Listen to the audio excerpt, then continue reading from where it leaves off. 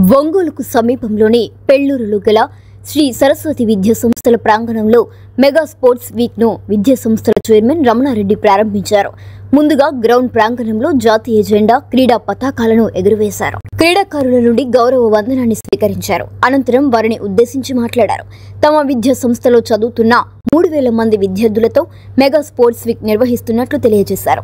క్రీడల్లో గెలుపు ఓటములు సమానంగా స్వీకరించాలన్నారు. ప్రతి ఓటమి గెలుపుకు మార్గం కావాలన్నారు. క్రీడల ద్వారా స్నేహభావం పెరుగుతుందని అన్నారు. మీ తల్లిదండ్రులు మీపై ఎంతో నమ్మకంతో చదివిస్తున్నారని, వారి నమ్మకాన్ని వమ్ము చేయకుండా చక్కగా చదువుకుంటూ ఉన్నత స్థాయికి చేరుకోవాలని రమణారెడ్డి ఆకాంక్షించారు. ఈ కార్యక్రమంలో శ్రీ సరస్వతి విద్యా సంస్థల డైరెక్టర్లు గంగ శంకర్ రెడ్డి, గణేష్ రెడ్డి, సిఇఓ సురేష్ తదితరులు పాల్గొన్నారు.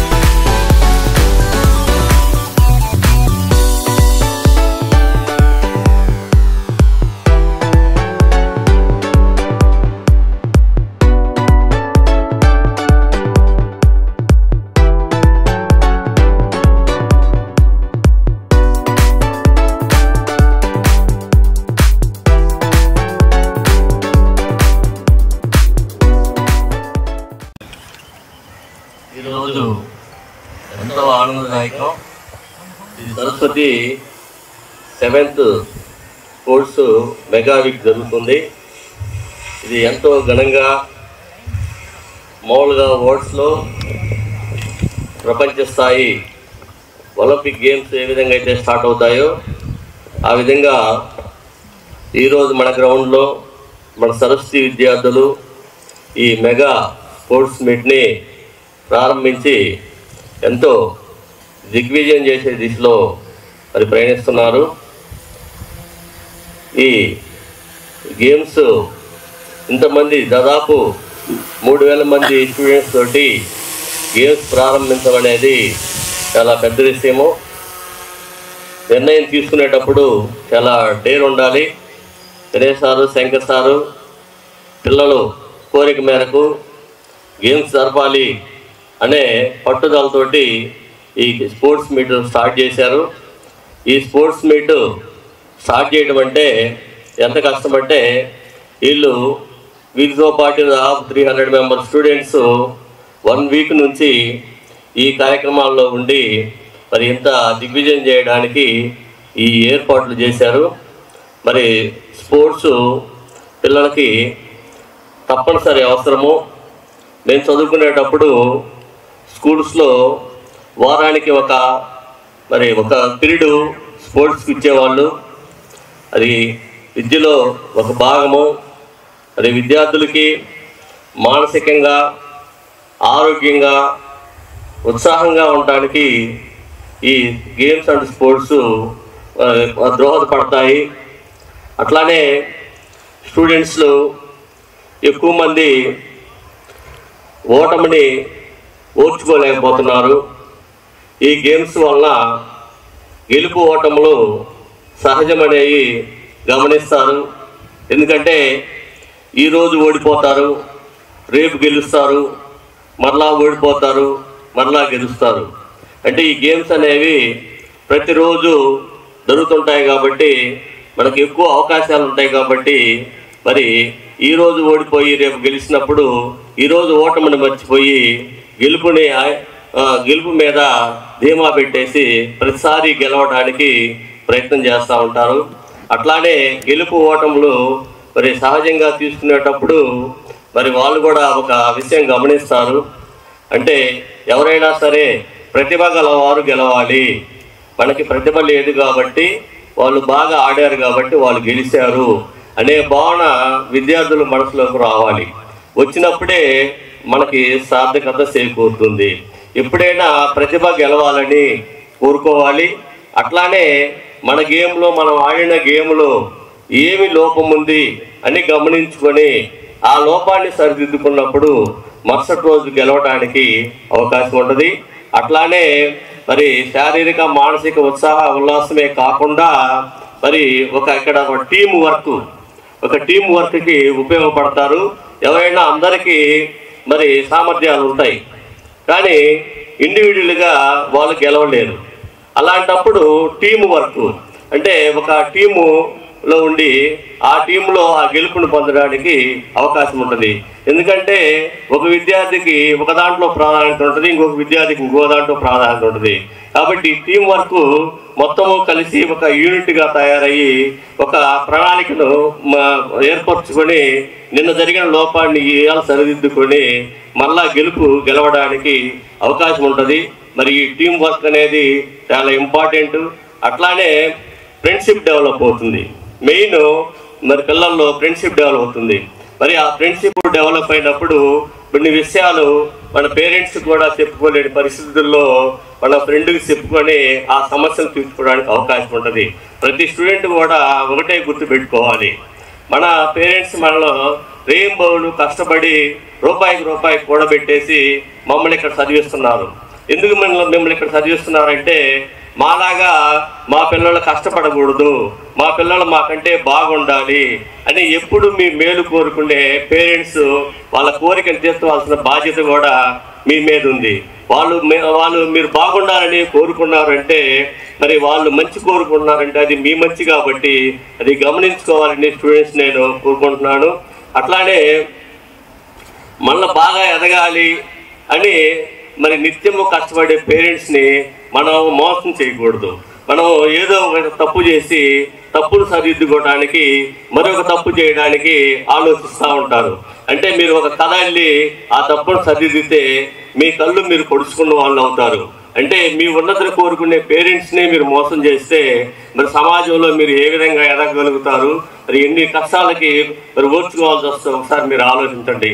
కాబట్టి పేరెంట్స్ని, గురువుని, అట్లానే మన పక్కన ఉండే మరి ఫ్రెండ్స్ని అందరినీ సోదరభావంతో చేసి ఎప్పుడైతే మీరు చదివి మంచి క్రమశిక్షణతో మరి బాగా ఎదగలుగుతారో అప్పుడు మంచి పౌరులుగా ఈ దేశానికి మీరు ఉపయోగపడతారని చెప్పేసి, మీరు ఆ స్థాయిలో ఎదగాలని చెప్పేసి ఈ స్పోర్ట్స్ వలన మీరందరూ కూడా మానసిక మరి బాధలను తొలగించుకొని ఈ రోజు నుంచైనా కానీ నేను బాగా చదువుతాను అంటే అందరూ 100కు 100 మార్కులు తెచ్చుకోవాల్సిన అవసరం లేదు. వాళ్ళ స్థాయికి తగ్గట్టుగా 60% తెచ్చుకునే వాళ్ళు 65%, 90% తెచ్చుకునే వాళ్ళు 90%, 100% తెచ్చుకునే వాళ్ళు 100%.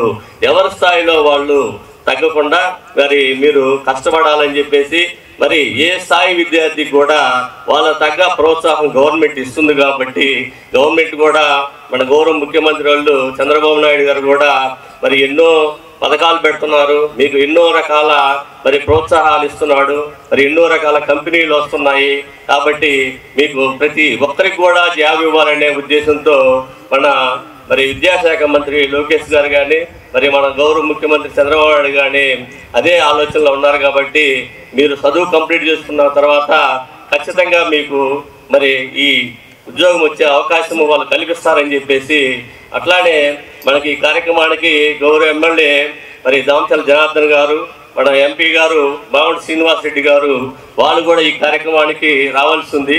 కానీ వాళ్ళు ఒక 1 వీక్ నుంచి మన టౌన్లో మరి వాళ్ళ ప్రత్యేకమైన పనులు ఉండటం వల్ల వాళ్ళు మనకి ఈ స్పోర్ట్స్ మీట్కి రాలేకపోయారు. వచ్చుంటే వాళ్ళు కూడా వాళ్ళ ఆశీస్సులు కూడా మీ అందరికీ అందజేసేవాళ్ళు. కాబట్టి మరి మీరందరూ కూడా ఈ రోజు నుంచి అయినా కానీ మరి నేను బాగా చదువుకోవాలి, నేను మంచి స్థాయికి ఎదగాలి అని మన ప్రతి విషయంలో కూడా మంచి చెడు అనే 2 ఉంటాయి. కానీ చెడును వదిలేసి మంచి అనే దోవలో కానీ మీరు ప్రయాణం చేశారంటే ఖచ్చితంగా 100% మీకు న్యాయం జరుగుతుందని, మీరందరూ మీరు పెట్టుకున్న గోల్స్ చేయాలని చెప్పేసి మరి దేవుని కోరుకుంటూ మీరందరూ ఆయుర ఆరోగ్యాలతోటి అష్టైశ్వర్యాలతోటి మీ గోల్స్ చేరి మీ పేరెంట్స్తో పాటు 10 మందికి ఉపయోగపడే స్థాయికి మీరందరూ ఎదగాలని కోరుకుంటూ, అట్లానే ప్రతి విషయంలో కూడా మనకి సొంత బ్రదర్స్ లాగా మనకి సహకరిస్తున్న మీడియా మిత్రులకి నా హృదయపూర్వక ధన్యవాదాలు తెలియజేస్తున్నారు. వారి కుటుంబ సభ్యులు కూడా ఆయుర ఆరోగ్యాలతోటి అష్టైశ్వర్యాలతోటి ఎటువంటి కష్టాలు లేకుండా వాళ్ళ పిల్లలు కూడా మంచి స్థాయికి ఎదగాలని దేవుడు కోరుకుంటూ, నాకు ఈ అవకాశం ఇచ్చినటువంటి మీ అందరికీ మరి నా హృదయపూర్వక ధన్యవాదాలు తెలియజేస్తున్నాను.